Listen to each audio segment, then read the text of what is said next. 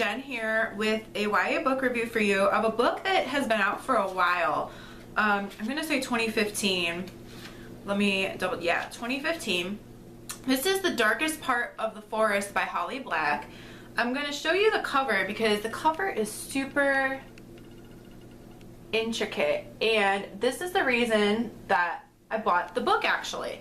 And I have read Holly Black, but I read the Spiderwick Chronicles a long time ago, and I didn't know that it was by her until I saw like a bio or something saying that. So I thought I'd grab this, and I thought I got it last year, and it's not that I didn't want to read it, I just wasn't sure what to expect because I'm not a huge Cassandra Clare fan, and I know that Holly Black and Cassandra Clare are friends and have co-written some stuff, and that was before I realized that I'd read the Spiderwick Chronicles and liked it.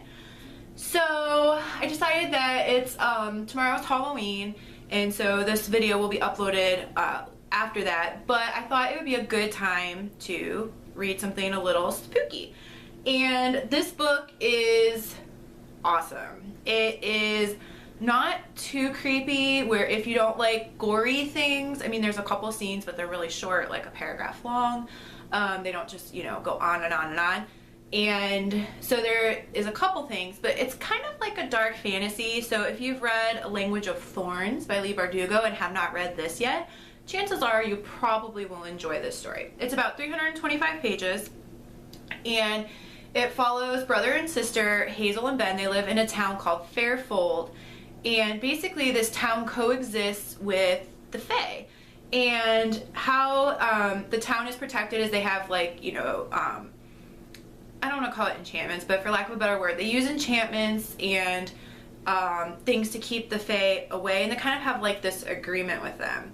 And what happens is every now and then, like a tourist, because tourists come to see the fairy town, and the tourists, sometimes things happen to them.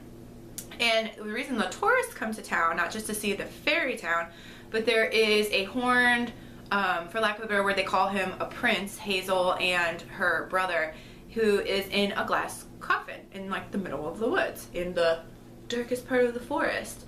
And he looks asleep. And the story is that he's asleep and nobody really knows anything about him until things kind of start to unfold when one day Hazel wakes up and she has glass in her palm and her feet are all muddy, and the boy is no longer in the coffin. And that's kind of when things start to really happen. The story is complex. I don't want to give away any plot points, like major plot points, because everything is very interconnected.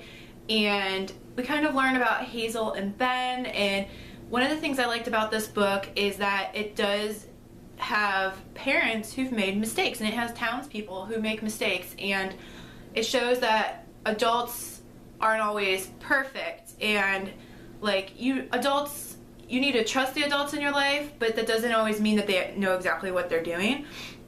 And I really like the character Jack, which is Ben, Hazel's brother's best friend, and he's a changeling.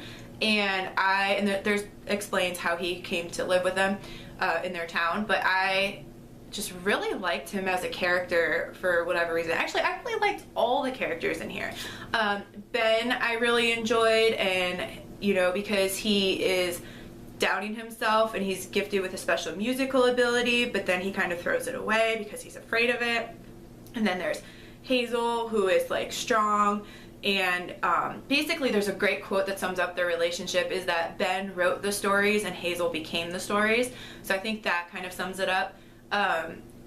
It just is really good storytelling, and I'm glad that I read it. I just bought secondhand The Coldest Girl in Cold Town, so I'm looking forward to reading that, and I have a feeling that if I enjoyed that, then I'm going to have to hunt down any other books that Holly Black wrote. I'm not sure if I'll read the collaboration with Cassandra Clare because I did not really enjoy The Infernal Devices, and they're also, I think they're middle grade, and I do enjoy middle grade. I'm not sure if I want to venture into those books or not.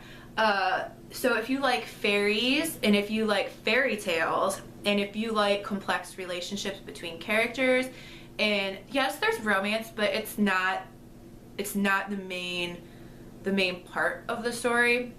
It's secondary to Hazel and Ben's storyline, but really this is Hazel's story.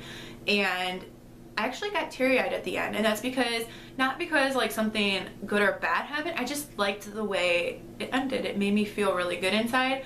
So it's compelling. So it's like fairies but set into modern times, and it's a little bit dark, and it's very complex, and it was a really enjoyable read. So if you're looking for something that's a standalone, that's unique, that has fae, that's maybe a little dark, then you should check out The Darkest Part of the Forest by Holly Black. In the meanwhile, happy reading.